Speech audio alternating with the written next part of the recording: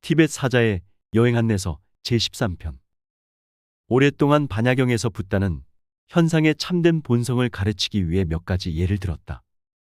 붓다는 만물은 마술처럼 만들어진 환영이여 꿈이여 신기루이고 물 위에 비친 달이여 거울에 비친 그림자라고 말했다. 이러한 예들은 현상 공인 우리의 육신과 마음과 세상의 본질을 명확히 인식하는 데 도움이 된다. 허수아비가 사람처럼 보이는 것과 같이 사실 우리의 육체는 진짜 사람인 것처럼 보이는 것이다. 환영인 현상의 본성을 알아차리는 상태를 유지하는 것은 여섯바르도. 소리공. 형상공과 관련하여 부정한 환영의 몸을 수행하면 우리는 물리적인 상대적 형상들의 모습을 바꿔놓고 있는 것이다. 마찬가지로 환영의 몸 수행에는 존재의 또 다른 근본적 측면인 소리와 말이라는 상대적 현상의 수행도 포함되어 있다. 우리는 소리를 들을 때 그것을 실질적으로 존재하는 어떤 것으로 경험한다. 예를 들어 누군가가 우리에게 악담을 하면 그것은 마치 물리적으로 구타를 당한 것 같이 매우 실제적인 느낌으로 느껴진다. 우리는 불편한 감정과 마음의 고뇌를 불러 일으키는 말과 그 배우의 메시지가 실제하는 것임을 믿어 의심치 않는다. 그래서 우리는 소리와 소리의 모든 측면들의 나타남, 입으로 하는 말, 언어와 그 의미 그리고 자연의 소리를 소리공으로 이해하는 훈련도 해야 한다. 책을 읽을 때 우리가 보는 인쇄된 단어들은 형상공의 현상이다. 그것을 소리내어 읽을 때 들리는 소리는 소리공의 경험이다. 입으로 하는 말을 소리공으로 듣도록 훈련시키는 수행법 중 하나는 메아리를 듣는 수행법이다. 방법은 자신의 목소리로 소리를 만들어내고 그것이 반영되어 돌아오는 메아리를 듣는 것이다. 물질적 형상을 가지고 훈련하기 위해 거울 속 그림자를 이용했던 것과 같이 여기서는 소리를 가지고 훈련하기 위해 목소리의 메아리를 이용한다. 예를 들어 긴 복도나 터널에서 안녕하고 소리를 지르면 동일한 소리가 메아리로 들려온다. 이 수행은 자신의 말과 그 메아리 각각의 특성과 유사성에 주목하면서 소리를 듣는 것이다. 사실 당신의 목소리는 메아리 자체가 그런 것과 마찬가지로 실체가 아니다.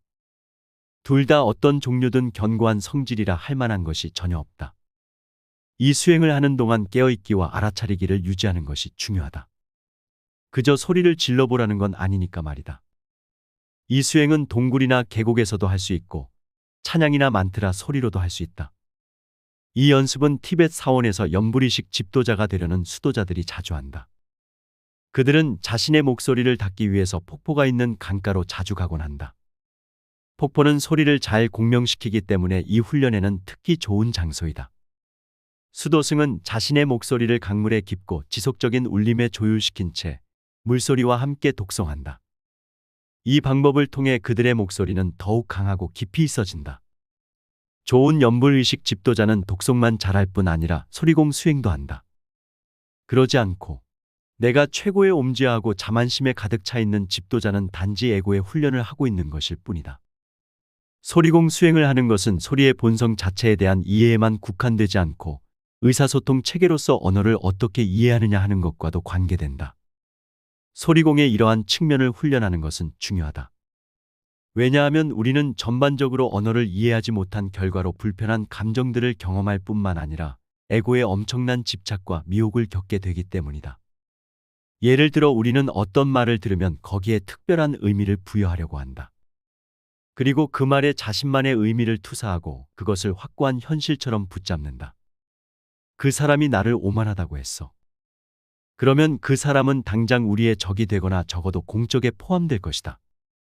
결론적으로 우리는 말의 소리를 들으면서 마음을 훈련해야 할 뿐만 아니라 그 말의 의미가 우리의 사고과정과 관념에 어떻게 연결되는지를 깨달아야 한다.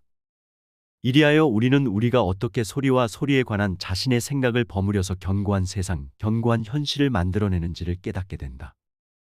이 사실을 분명히 알수록 우리는 소리와 의미가 어떻게 꿈에서와 같은 방식으로 환영의 그림자, 혹은 상대적 세계의 메아리로서 함께 일어나는지를 더욱 분명히 깨닫게 된다.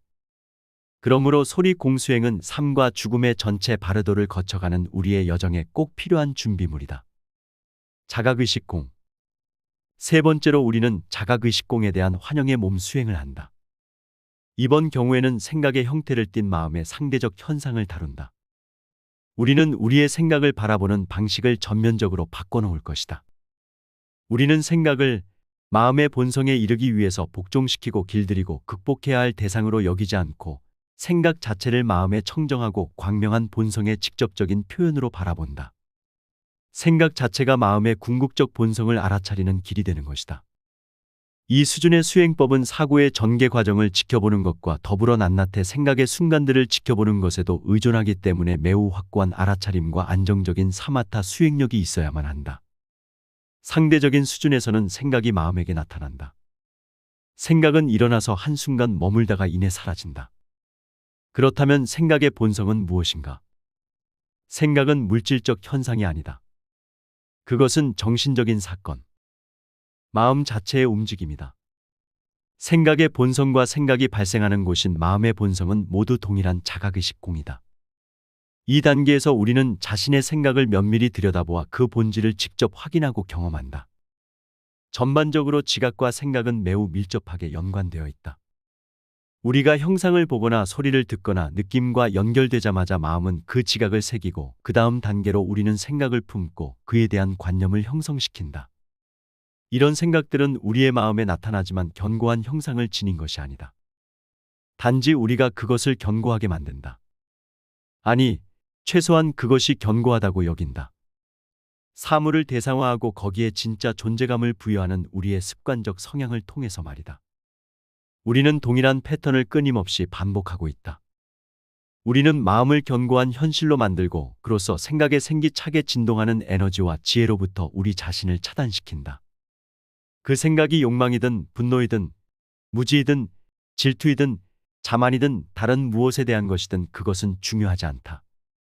지금 우리가 마음을 훈련시켜 모든 생각을 현상공으로 인식하도록 길들일 수만 있다면 죽음의 순간이나 죽음 이후의 여정에서 한 생각이나 지각을 통해 마음의 본성을 깨닫게 될 수도 있을 것이다. 생각을 올바로 살펴보면 그것이 과연 자각의식 공임을 분명히 알 수 있다. 생각은 그저 일어났다가 절로 사라진다. 다른 생각이 들어올 자리를 마련하기 위해서 지금의 생각을 쫓아내려고 어떤 짓도 할 필요가 없다. 생각을 치료해 줄 필요도 없고 밀어낼 필요도 없다. 낱낱의 생각은 마음이라는 맑고 텅 빈 공간에 무지개처럼 생겨난다.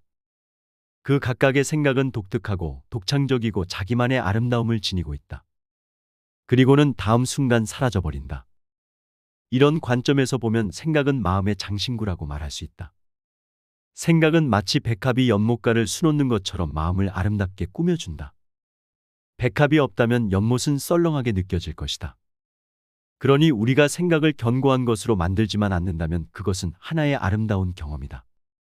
그러나 우리가 생각을 견고한 것으로 만들어 놓으면 그것은 끝없이 다양한 형태로 우리에게 고통을 가져다 준다. 선택은 우리에게 달려 있다.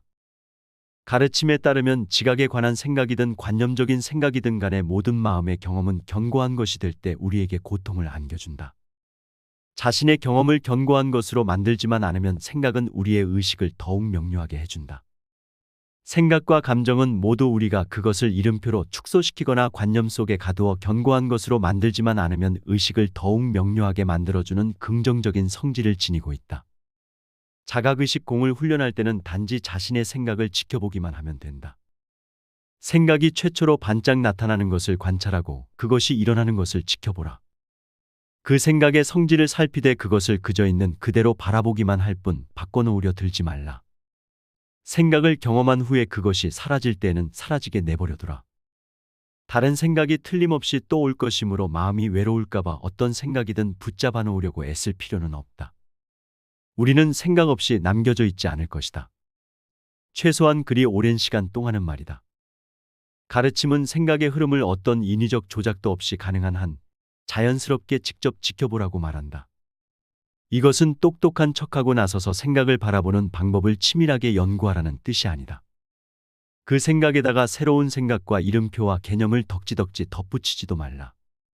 우리는 생각의 흐름에 이름을 붙임으로써 자신의 경험으로부터 멀어지게 된다. 이것이 대상을 바라보고 거기에 이름을 붙이고 그 대상과 이름을 동일한 것으로 여길 때 일어나는 일이다. 어떤 의미에서 이름은 대상 그 자체의 직접 경험에서 우리의 마음을 멀어지게 한다. 예를 들어 우리는 어떤 것을 책상으로 인식하지만 책상이라는 이름은 대상 자체와 아무런 관계도 없다. 그것은 단지 주어진 이름일 뿐이고 대상은 그 밖에 다른 명칭으로 불리더라도 변하지 않는다. 마찬가지로 생각이 일어날 때도 우리는 그것에 이름을 붙이고 분류하려 든다. 이것은 대상을 그것이 아닌 뭔가로 만들어 놓는 것이다. 따라서 마음을 분명히 이해하기 위해서는 생각을 관념화하지 말고 그저 경험해야 한다. 이것이 생각을 마음의 자각의식 공이라는 측면으로서 인식하는 방법이다. 부정한 환영의 몸을 위한 수행의 세 가지의 주요 단계, 곧 환영인 형상과 소리와 마음에 대한 훈련이다. 이 세 가지 수행을 마친 후에야 세상은 환영이다라는 말을 이해할 수 있게 된다. 이것은 주체는 환영이 아니고 대상만이 환영이라는 뜻이 아니다.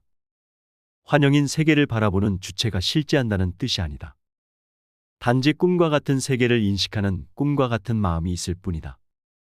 이 모든 수행에서 우리는 주체와 대상과 행위라는 경험의 세 가지 측면 모두를 환영으로 인식하는 현상 공의 관점을 취한다. 오늘은 여기서 이만 줄일까 합니다. 평온하고 행복한 하루를 보내시길 바랍니다. 감사합니다.